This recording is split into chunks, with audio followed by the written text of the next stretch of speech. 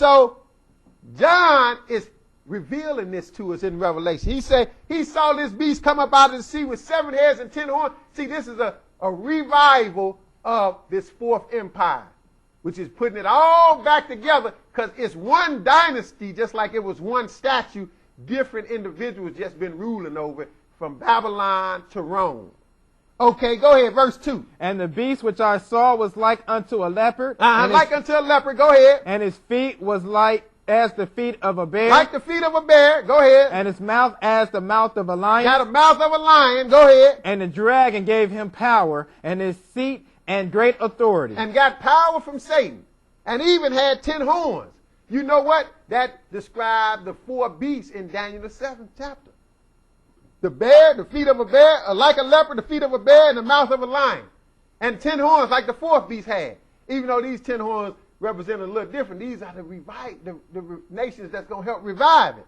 But go ahead, verse 3. Let's see about these heads. Go ahead. And I saw one of his heads as it were wounded to death. And his deadly wound was healed. And all the world wondered after the beast. Oh, notice, this beast has 7 heads, because really if you look at the beast in Daniel the 7th chapter, the 4 beasts that represent the 4 world ruling empires to the end of the world, it was a total of 7 heads. Right. Starting with the lion, then the bear, then the leopard, because the leopard had 4, brothers and sisters. Then the dreadful and terrible beast, that makes 7.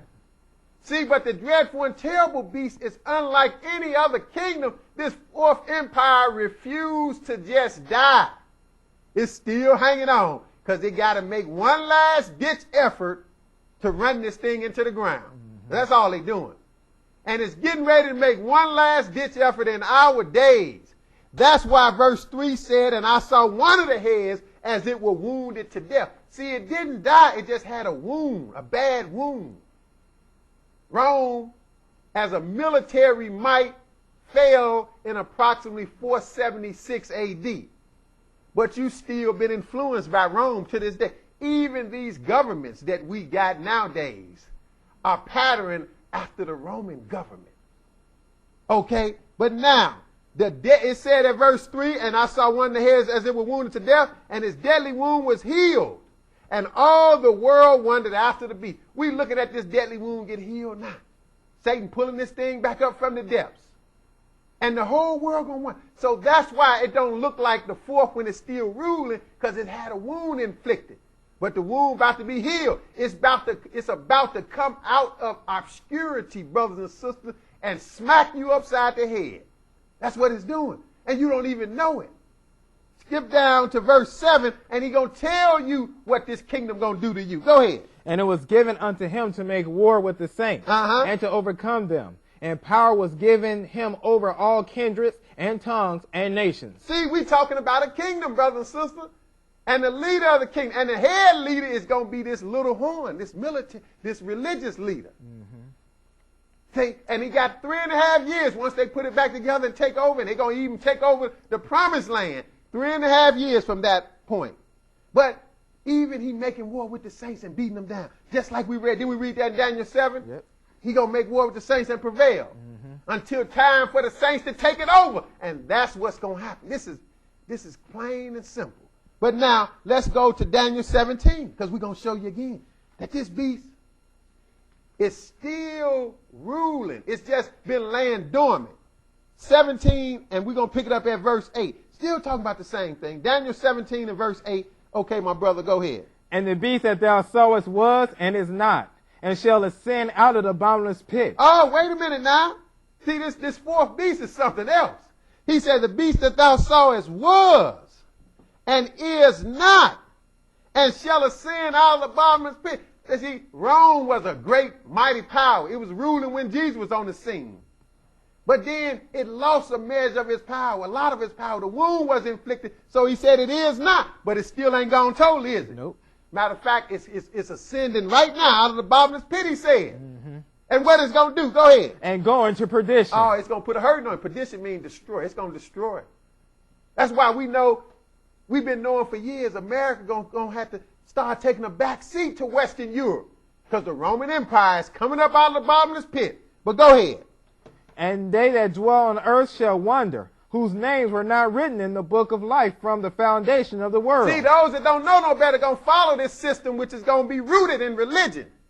They're going to follow what? Go ahead. When they beheld the beast that was and is not and yet is. That's something else, isn't it? Mm-hmm. The beast that was. We talking kingdom, right? Right. The kingdom that was and is not, but yet is. Haven't went nowhere. That's why you don't see it. You got to have spiritual eyes to see this.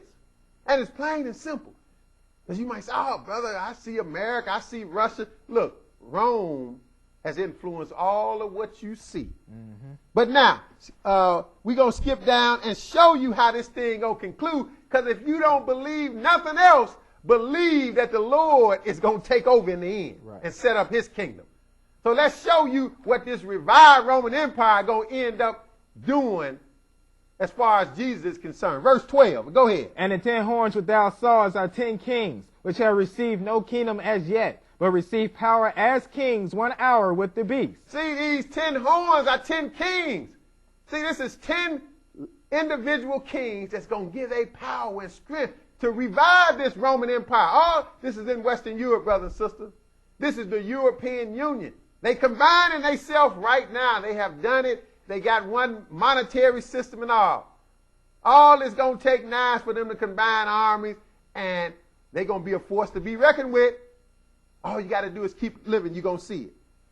So he said they're going to receive power as kings 1 hour with the beast. What they going to do? Verse 13. These have one mind, and shall give their power and strength unto the beast. See, 10 individual nations with their leaders going to give all their power to one individual, operate as one mind. Mm-hmm. And in the end, this is key, verse 14. Go ahead. Then these shall make war with the Lamb. Nobody told you this.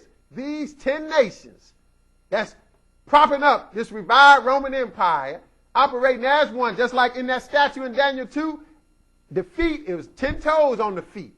The same 10. That's how it is. These going to make war with the Lamb. Go ahead. And the Lamb shall overcome them. And now we should know that from get-go. The Lamb go overcome them, but most people don't know it's about the Lamb overcoming this final world ruling empire on the earth. Mm-hmm. Sure he is, because now it's time for his kingdom. The Lamb is the stone in Daniel 2 that hit this great image on the feet, and it's all going to collapse, and the Lamb is going to rule from now on because Jesus is King of kings and Lord of lords. But go ahead. For he is Lord of lords and King of kings. And they that are with him are called and chosen and faithful. See, that's where you want to be. You want to be with him. But now, let's go to the history. We're going to read a little history, then we're going to get back to the Bible and wrap this 2-part series up. We're going to show you how this European dynasty been pulling itself together. This is an old Fox News article from January 1st, 2002, when these nations, right now, at this time, it was 12 of them that took on this single currency, which is unheard of, but the article is going to mention something that we're talking about. They got one currency, unheard of, the euro.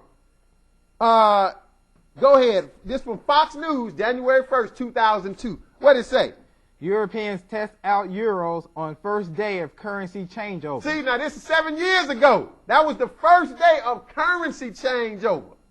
What did it say? Go ahead.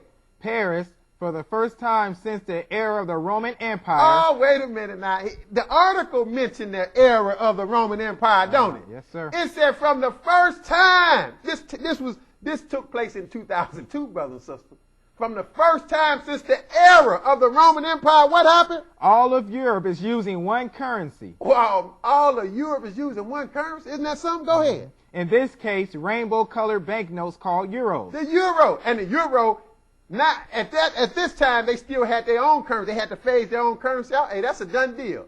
Only thing these nations use now is the euro. But go ahead. After midnight struck and New Year's Day dawned, people across the continent began trying to use this novel money. But since so many cafes and restaurants and shops were closed Tuesday for the holiday, patrons found themselves sticking to their own currency. Okay, because that was still good for a while. It's no good no more. But now the Bible told us 10 nations going to get their power and strength. See, right now at this point it was 12. And there's a few more in the European Union. But in the end, the Bible is true, brothers and sisters. It's going to be 10 that prop this thing up. So go ahead, skip down, to the last paragraph of this article.